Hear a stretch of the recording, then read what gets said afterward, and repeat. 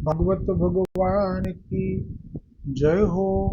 श्री सुखदेव जी महाराज की जय हो। जगत गुरु श्री महाप्रभु जी वल्लभाचार्य जी की जय हो। सदगुरुदेव की जय हो। महापुराण भागवत कलयुगમાં પ્રગટ થયું છે। કલયુગ પહેલા દ્વાપરમાં અંતમાં, એટલે કલયુગના દુઃખોને દૂર કરવા માટે એક ભાગવતમાં જ પૂર્ણ પુરુષોત્તમની લીલાઓ છે શ્રી કૃષ્ણચંદ્રની, તેથી જ તેને મહાપુરાણ પણ કહ્યું છે। આ ભાગવતની કથા એ તો શરૂઆતમાં જે મહાત્મ્ય આવ્યું તે આજે ફરી આપણે એનું વિસ્મરણ થાય એટલે તેને સ્મરણ કરીએ તો તેમાં સાક્ષાત સુખદેવજીએ ભાગવતજીમાં ભક્તિનું તેમના જ્ઞાન વૈરાગ્ય સહિત સ્થાપન કર્યું છે। એટલે આ એક આ પુરાણ એવું છે કે જેમાં ભક્તિ પણ છે, પ્રાપ્ત થાય છે, ભક્તિ પ્રાપ્ત થાય છે અને જ્ઞાન વૈરાગ્ય બંનેની પ્રાપ્તિ થાય છે। ત્રણેયનું સ્થાપન કરેલું છે સ્વયં શિવજી અંશ અવતાર એવા શ્રી સુખદેવજીએ। અને જે ઉપરાંત જે મહત્વનું છે કે આ ભાગવતનું સેવન કરવાથી શ્રી હરિ વૈષ્ણવોના હૃદયમાં આવીને બિરાજે છે। ખરેખર પ્રભુ પ્રાપ્તિનું બહુ જ સુગમ સાધન છે। આ જે ક્ષણે ભાગવતનું સેવન શરૂ થાય તે ક્ષણે હૃદયમાં પ્રભુ બિરાજે એ અનુભવનો વિષય છે। જે લોકો દરિદ્રતાના દુઃખના જવરની જ્વાળામાં દાઝી રહ્યા છે, એટલે બધાને કંઈ શરૂઆતથી જ લાભ મળી જાય એવું ના હોય। જેના જીવનમાં અત્યારે દુઃખનું જવર, એની દરિદ્રતાની દુઃખનું જવર એટલે નિષ્કિંચનપણાને કારણે ડગે પગલે સાધારણ રીતે જીવન જીવવા માટે જે જોઈએ એ પણ ન હોય, તો પ્રથમ તો એ દુઃખનું નિવારણ કરે છે। કેમ કે ભૂખે ભજન ન થાય ગોપાલા, લે તારી બંસી લે તારી માળા, આવી એક ઉક્તિ છે હસવા માટે।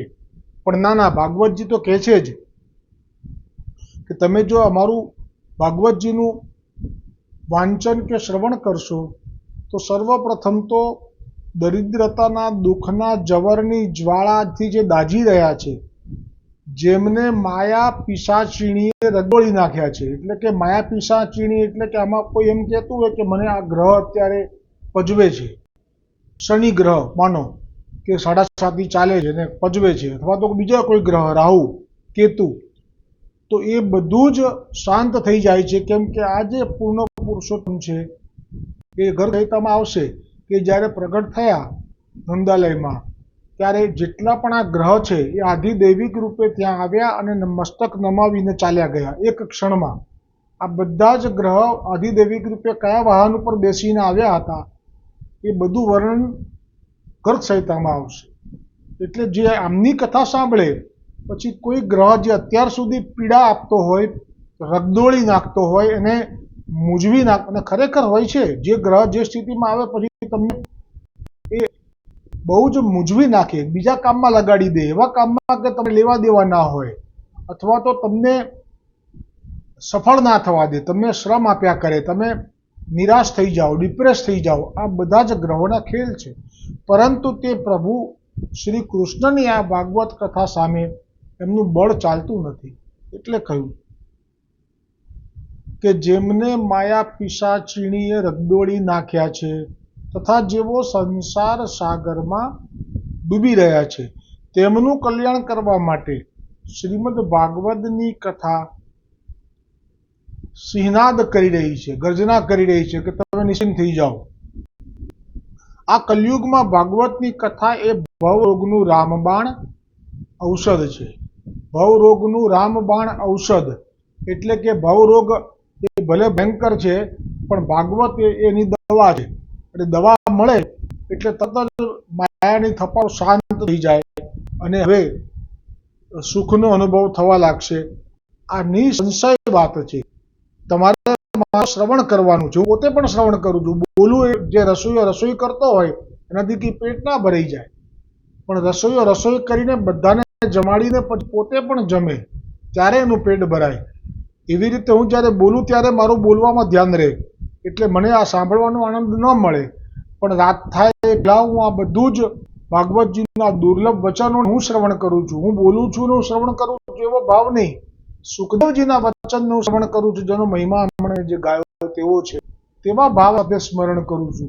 તો ખરેખર એક એવી એનર્જીનો અનુભવ થાય છે કે જાણે કે મને એનું વર્ણન ના કરી શકાય. એ પણ તમે અનુભવ કરતા જ હશો. મને તમારા બધા ઉપર પણ સંપૂર્ણ વિશ્વાસ છે. હવે ભાગવતજીમાં અનુવાદમાં ગઈકાલે જે પ્રસંગ હતો કે પેલી મૃત્યુદેવની દીકરી જે હતી, જેને કારણે એ પુત્ર પણ એવો થયો, માં જેવા સંસ્કાર પુત્રમાં આવ્યા, અને એ પછી એને હુંકાર કરી અને એને મારી નાખવામાં આવ્યો. પરંતુ મુનિઓ પોતપોતાના આશ્રમમાં ગયા ત્યારે વેનની માતાએ આ સુરીથી, જે મૃત્યુદેવની દીકરી છે, એ પણ જાણકાર હતી. એણે મંત્રો વગેરેની શક્તિ વડે પોતાના પુત્રના શબનું રક્ષણ કરતી રહી. હવે જ્યાં રાજ સિંહાસન ખાલી પડ્યું કે ચારે દિશાઓમાંથી ચોર લૂંટારાએ આક્રમણ કરી દીધું, દેશમાં અરાજકતા ફેલાઈ ગઈ, મુનિઓને ભારે ચિંતા થઈ, ત્યારે તેમણે મૃત વેનના જાંઘનું મંથન કર્યું. આ વાત સાંભળવાની છે, પણ બુદ્ધિથી પ્રયોગ કરવાનો નથી. કેમ કે મેં કહ્યું એમ, વેદમાં પરશુરામજી મોટામાં મોટું ઉદાહરણ છે, અને વિશ્વામિત્રજી, કે વેદ મંત્રોનો કેવો પ્રભાવ છે. આટલું જ પૂરતું છે. પ્રથમ તો તે વેન પુત્ર જે હતો અધર્મી રાજા, શબ જે પડેલું હતું તેલમાં, ઔષધિ, એને કાઢ્યું અને એની જાંદ, આ પગની ઘૂંટણથી ઉપરનો ભાગ જેને કહેવાય જાંદ, એનું મંથન કર્યું વેદોક્ત રીતે. તો તેમાંથી એક ઠીંગણો પુરુષ નીકળ્યો. તે રંગે કાળો અને નાના અંગો વાળો, એટલે કે તેનો વર્ણ કાળો કાળો હતો, કલુડા જેવો, અને એના અંગ નાના, એટલે કે બહુ ઠીંગણો, બહુ ઊંચો પહોળો નહીં, પણ ઠીંગણો હતો. તેણે પૂછ્યું કે શું પ્રગટ થયો છે, અને પૂછી રહ્યો છે શું આવ્યા છે મુનિઓને. મુનિઓએ કીધું નિષિદ્ધ. નિષિદ્ધનો સંસ્કૃતનો અર્થ થાય છે બેસી જા. કેમ કે આપ જાણી ગયા કે આ તો પાપ જે છે એ નીકળ્યું મંથન કરતા. પ્રથમ જેવી રીતે સમુદ્રમાં મંથન કરતા પ્રથમ કાલકૂટ વિષ નીકળ્યું હતું, તેવી રીતે જાંઘનું મંથન કરતા વેન રાજાની અંદર જે પાપ ભરેલું હતું તે નીકળ્યું. મૂર્તિમંતો થઈને જીવતો કોઈ પુરુષ પ્રગટ થયો. તેને કહ્યું નિષિદ્ધ, એટલે કે તું બેસી જા, એવો ભાવ થાય. તે દિવસથી તેનું નામ પડી ગયું. એની જાતિ કહેવાય છે નિષાદ. આ નિષાદ કહેવાયો. જે પ્રથમ ભીલ પુરુષ જે પ્રગટ થયો, આ એની કથા થઈ રહી છે. તેણે રાજા વેનના ભયંકર પોતાના માથા પર લઈ લીધા. તેથી તેમના વંશજો પણ હિંસા લૂંટફાટ કરતા રહે છે. આ અવગુણ જે છે એને આપે અંદરથી બહાર કાઢી મૂર્તિમંત સ્વરૂપ આપી દીધું. આપવું જ પડે. જેવી રીતે કાલકૂટ વિષ નીકળ્યું તો નીકળ્યું જ, પછી નિવારણ રૂપે મહાદેવજીએ કંઠમાં ધારણ કરી રાખ્યું, ઉતાર્યું નહીં. એવી રીતે આને અધિકાર થઈ ગયો પાપ કરવાનો. એટલે તો એ લોકો તેમના વંશજો જે થયા, જે રામચંદ્રજી વખતે હતા, પેલો નિષાદ રાજા, એ પણ આ જ વંશમાં પ્રગટ થયેલો છે. જે ભીલ રામજીના માટે એને પ્રેમ હોય છે તે નિષાદ કહેવાયો. તેણે પાપો લઈ લીધા અને હવે તે પર્વત પર જંગલ રહે છે. શ્રી મૈત્રેયજી કહે છે, હે વિદુરજી, ત્યારબાદ મુનિઓએ રાજા વેનની ભુજાઓનું મંથન કર્યું. ત્યારે તેમાંથી સ્ત્રી પુરુષનું એક જોડકું ઉત્પન્ન થયું. પ્રગટ થતા કિશોર વયના થઈ ગયા. એટલે જ્યારે જ્યારે પણ અંશ અવતાર જે થાય છે ને, પૂર્ણ પુરુષોત્તમ શ્રી કૃષ્ણચંદ્રના, એ કઈ બાળક લીલાઓ માટે એમને કોઈ રસ નથી હોતો. કેમ કે સ્વયં સિદ્ધ સ્વરૂપો હોય છે. જેવી રીતે નર નારાયણ, તો એ ધર્મ અને મૂર્તિ દેવીથી પ્રગટ થયા, તો તે પ્રગટ થયા તેવા જ સીધા કિશોર વયના થઈ ગયા અને આજ્ઞા લઈ અને બદ્રિકાશ્રમ તપ કરી રહ્યા છે. અત્યારે એનું પ્રમાણ છે કે ત્યાં વીજળી થાય છે પણ વીજળીનો કડાકાનો અવાજ નથી થતો.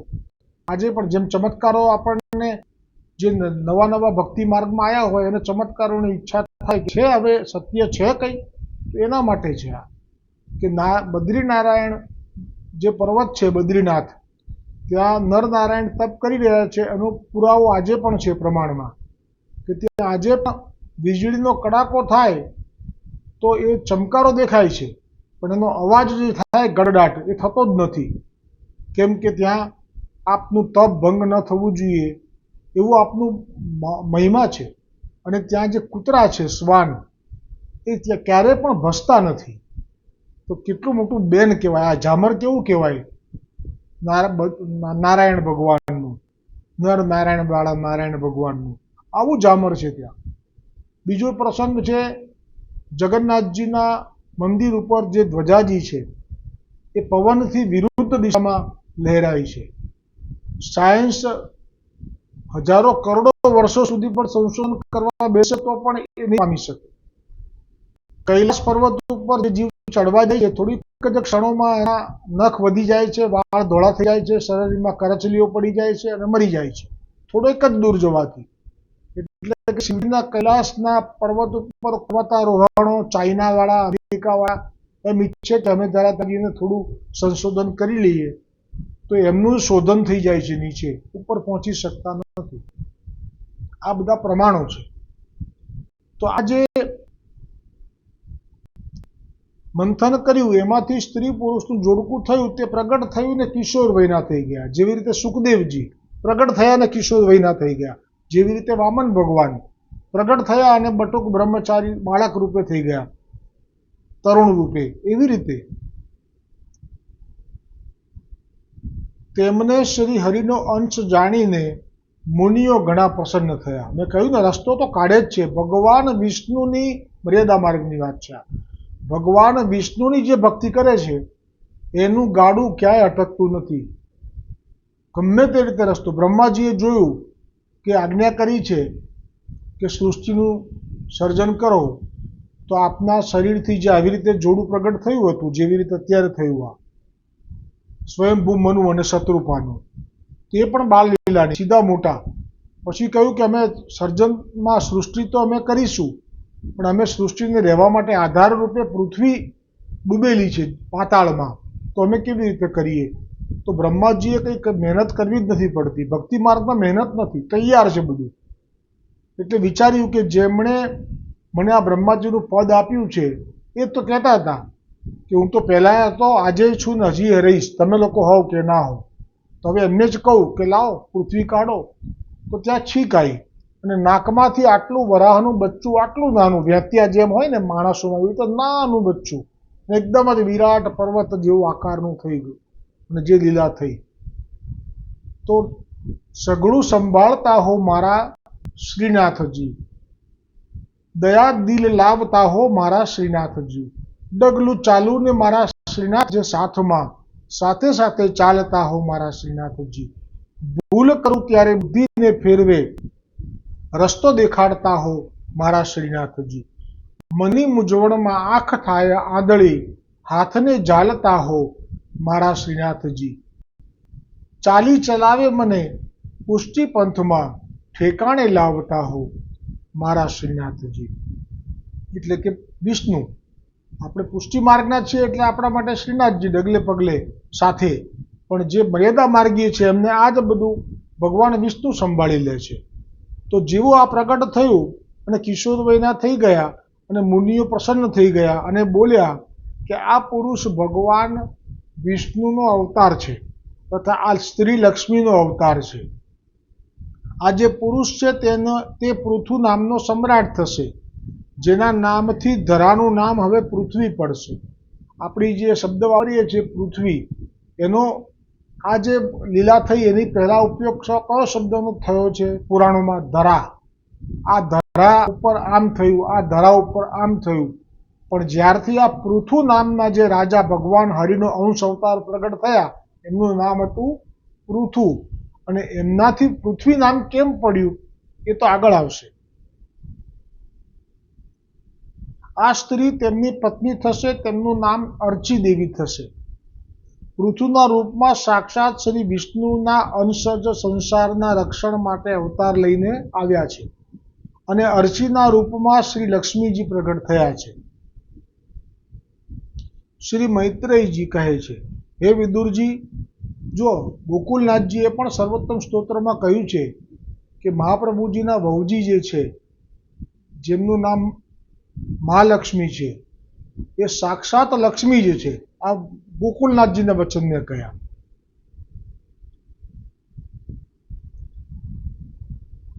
એટલે શ્રી મૈત્રેયજી કહે છે, હે વિદુરજી, પૃથુજીના જમણા હાથમાં ભગવાન વિષ્ણુની હસ્તરેખાઓ, કેવું છે આ પ્રાગટ્ય કે એમના હસ્તમાં ભગવાન વિષ્ણુની હસ્તરેખાઓ, એટલે ભાગ્ય કેવું હશે. અને ચરણોમાં કમલ ચિહ્ન. આપણા મહાપ્રભુજી વલ્ભાચાર્યજીના ચરણોમાં તો બધા ચિહ્નો છે, સ્વામિનીજીના પણ છે અને ઠાકોરજીના પણ છે, એટલે તો અતિ પૂર્ણ અવતાર છે. પણ આ અંશ શબ્દ આગળ આવે છે, અંશ અવતાર છે, એટલે એક કમળ માત્ર ચિહ્ન છે. હવે આપણું ભાગ્ય વિચારજો શાંતિથી, સમય મળે ત્યારે. ચરણોમાં કમલનું ચિહ્ન જોઈને શ્રી હરિનો અંશ છે એવું જાણી ગયા. ત્યારે પ્રભુનો અંશા અવતાર થયો જાણી સ્વયં બ્રહ્માજી પણ દેવતાઓ સાથે ત્યાં પ્રગટ થયા. ત્યારે પુષ્પવૃષ્ટિ થવા લાગી, વાજિંત્રો વાગવા લાગ્યા, અને મહારાજ પૃથુના અભિષેકનું આયોજન કર્યું. પછી વિધિવત રાજ્યાભિષેક થયો. અત્યારે જે આ લીલા થઈ રહી છે ભારત ભૂમિમાં, એ સમજાય એને જ બંધન છે. આ એને જ સમજાશે કે જે સનાતની જીવ હશે, જે ભક્તિથી ભરપૂર જીવ હશે, એને જ દેખાશે કે આ પ્રભુનો અંશ એ નરેન્દ્ર મોદીજીની અંદર પ્રવેશી ચૂક્યો છે. અને હવે એ એટલા પ્રભાવશાળી બની ચૂક્યા છે કે આટલા મ્લેચ્છોના વચ્ચે આપ સરળતાથી આપનો સિક્યુરિટીનો Z+ કેટેગરીનો પ્રોટોકોલ તોડીને પણ આપ ભીડમાં ચાલ્યા જાઓ છો. તો તે વખતે કેમ કોઈના નાળચામાંથી ગોળી પણ બહાર નીકળી શકતી નથી? તો આ પ્રમાણ છે કે હશે તો ઘણા પ્રયત્નો થયા અત્યાર સુધીમાં, ભલે એક પણ મીડિયામાં નથી આવ્યા, પણ એ બધાના પડીકા વળી ગયા હશે. કેમ કે આ કોઈ સાધારણ મનુષ્ય નથી, એમની અંદર બ્રહ્મ તેજ પ્રગટ થઈ ગયું છે.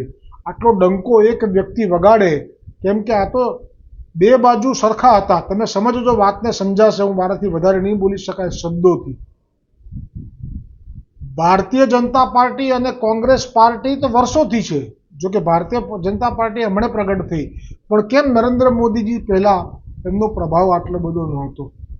કેમ કે એમના પક્ષમાં પણ બેઠેલા પક્ષ ઉત્તમ છે, એનો ધ્યેય ઉત્તમ છે, પણ ત્યાં બેઠેલા જે કર્મચારીઓ હોય છે, જે અંદર ચૂંટાવા માટે જે ઉમેદવારો હોય છે, એમાંથી 80% તો એવા હોય છે કે જે કોંગ્રેસની સાથે સાંઠ-ગાંઠ કરીને બેઠેલા હોય છે. અને એકબીજાને સમજાવી દેવામાં આવે છે કે જો તમે આવો તો તમે લૂંટજો, અમે આવીશું તો અમે લૂંટીશું, તમે આવો ને તમે લૂંટતા હો, તમે આંખ આડા કાન કરી દઈશું, અમે આવીએ અને અમે લૂંટતા હોઈએ તો તમારે આંખ આડા કાન કરી દેવા. એટલે અમારા મહાપ્રભુજીના પ્રગટ દર્શન જેમને થયા છે, બાલકૃષ્ણજી, તખલ્લુસ નામ પુનિત મહારાજ જવા દો, બાલકૃષ્ણજી નામ છે. એમની માતા મરજાદી હતા, તેમનો પણ બ્રહ્મસંબંધ થયેલો છે. એ બાલકૃષ્ણજીએ જે પદ લખ્યું છે એમાં કહ્યું છે કે શિયાળ ખેંચે ગામ ભણી, કૂતરું ખેંચે ગામ ભણી, અને શિયાળ ખેંચે સીમ ભણી. આમાં બધું આવી ગયું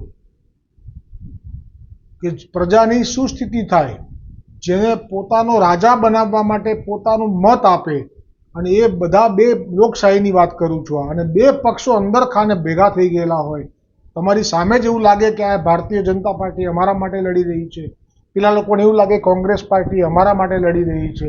એ લાગવાવાળાને ભલે લાગે, આ બે અંદર એકબીજા સાથે બેસીને ભોજન કરી આનંદ કરીને ભાગ પાડતા હોય છે. શોષણ ખેંચવાનું અંદરથી કેવા કરી નાખ્યા હતા ભારતીયોને. ટ્રેનો કેવી હતી, 3rd ક્લાસ, બસો કેવી હતી ખખડી ગયેલી, ક્યાં સગવડ હતી કોઈ જગ્યાએ, ક્યાં ગયા બધા? 2 જણાએ લૂંટ્યા છે, એ સ્વિસ બેંકમાં પડ્યા, પણ હવે અવતાર પ્રગટ થઈ ગયો છે, બ્રહ્મ તેજ આવી ગયું છે નરેન્દ્ર મોદીજીમાં, એટલે એ પણ જે વ્યવસ્થા કરી રહ્યા છે હવે જોવું નહીં પડે, ચાહે ગમે તેવા પક્ષમાં ગમે તેવા બેઠા હશે નરાધમો, પણ હવે નહીં જોવું પડે, કારણ કે કોનો પ્રભાવ છે આ. અને મેં કહ્યું હતું વિવેકાનંદનો અવતાર કહેવાય છે. મેં એ પણ કહ્યું હતું વિવેકાનંદનો અવતાર નર નારાયણમાં જે નારાયણ છે એમનો છે, ગૂગલ પર સર્ચ કરી લેજો. અને નારાયણનો આ જે અવતાર એ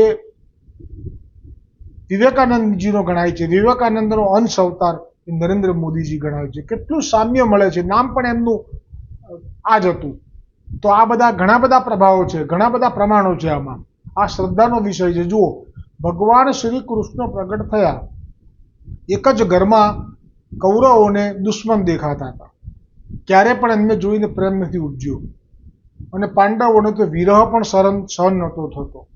તો હવે તો ઘરની અંદર જ છે અસુરો, બહાર પણ શોધવાની, બહાર તો દેખાય જ છે. અત્યારે જે વિરોધ કરી રહ્યા છે નરેન્દ્ર મોદીજીના, એ બધા અસુર વૃત્તિના છે.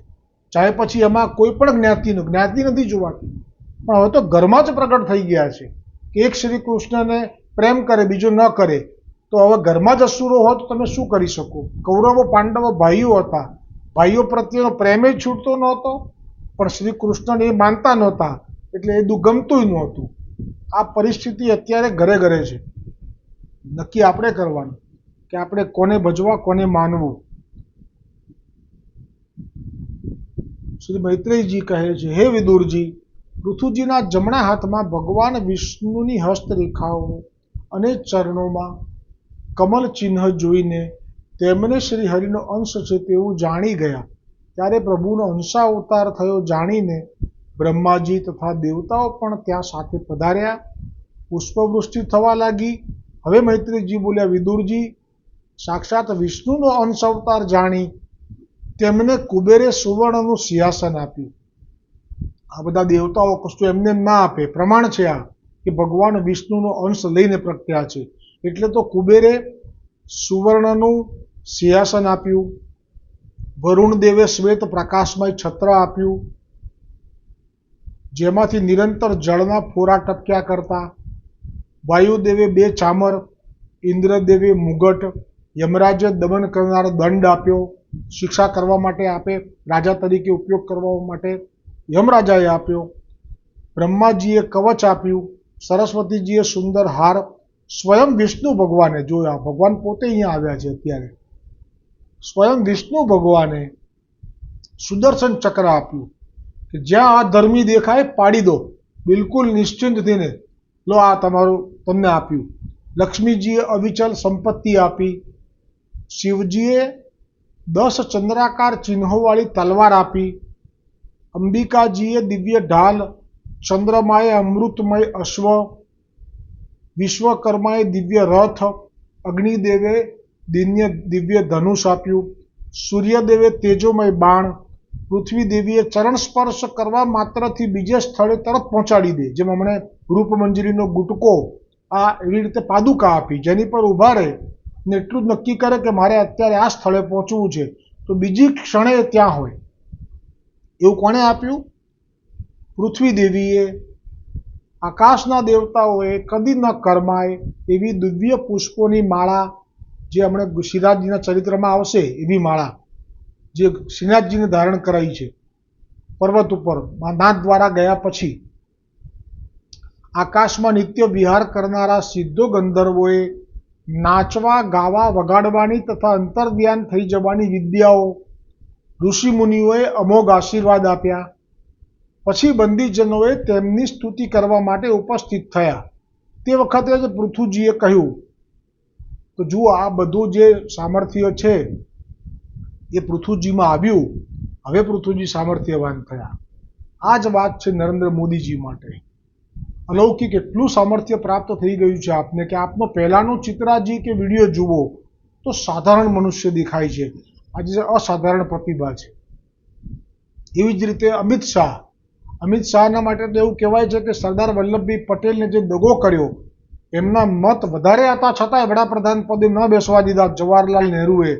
મુસ્લિમ તુષ્ટિકરણ નીતિમાં આપણા હિન્દુઓના શોષણમાં પરાકાષ્ઠાનો નિર્ણય, કે વડાપ્રધાન બનવા જોઈએ અમિત શાહ, સરદાર વલ્લભભાઈ પટેલ અને બની ગયા જવાહરલાલ નહેરુ.